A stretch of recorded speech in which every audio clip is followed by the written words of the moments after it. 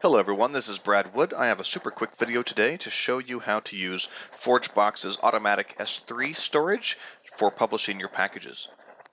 Here we have Forgebox.io, which is the CFML package repository. You can put anything you want on here. It doesn't have to be related to CommandBox. It can be a framework, it can be a library, it can be whatever you want. So publishing to Forgebox is done most easily via the CommandBox CLI. And there's a new way you can host the actual source code for your packages as opposed to having CommandBox clone it from a Git repo or possibly building your own zip files and manually placing those somewhere on the internet. You can now ask CommandBox to zip up your code for you, send it to Forgebox, and Forgebox will store your binaries in a secure S3 bucket. This is free for community usage on Forgebox.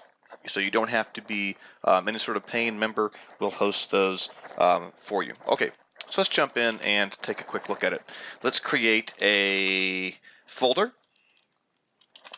I'll call this one my package.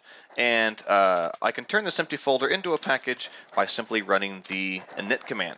Now this creates a box.json file for me in this folder, and I'm just going to use these defaults right here. Our package is called my package. It has a slug of my-package, a version of 0, and the important part is the location property in the box.json has been set to the word Forgebox storage.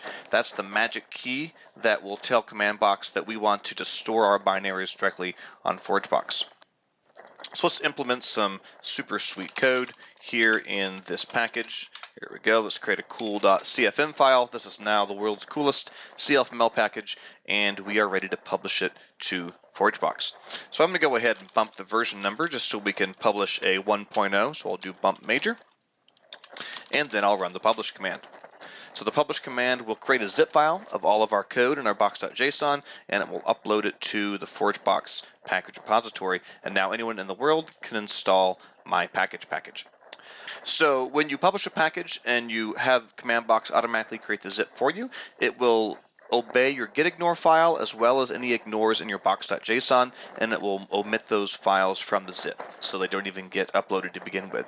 Now we can go visit this URL, and I've actually published a real live package here on Forgebox as part of my example. Here it is, just now published by Brad Wood, has one version, which is version 1.0.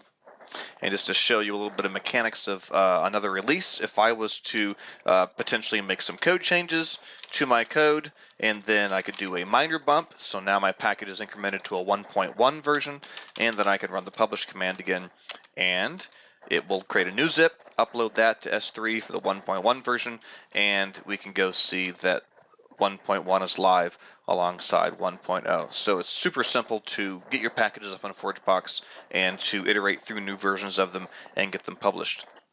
One more quick note while I'm here, you'll see this is a very lonely looking description.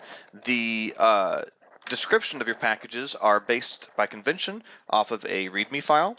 So if I create a readme.markdown and open up that, okay, we can create a super simple little markdown file here. My package, this is a description, and we'll give ourselves a little code sample. All right, we have now fully documented this package. Everyone knows exactly what this package does and how to use it. To upload that to Forgebox, I just simply publish my package again. Now, since I haven't incremented the version number, it's going to tell me and say, hey, I didn't upload it because, hey, 1.1 is already published, but it did go ahead and update the package information. And so if we go back and refresh our package page, we see that the README has been slurped in and updated in the Forgebox database. So it's a very simple process to get a package published on Forgebox, and now you don't even need to worry about where that binary is hosted. We will do it for you. So hopefully this gives you some ideas to get going, and in the meantime I am going to unpublish this test package because it doesn't really do anything useful. There we go. It never happened. All in your imagination.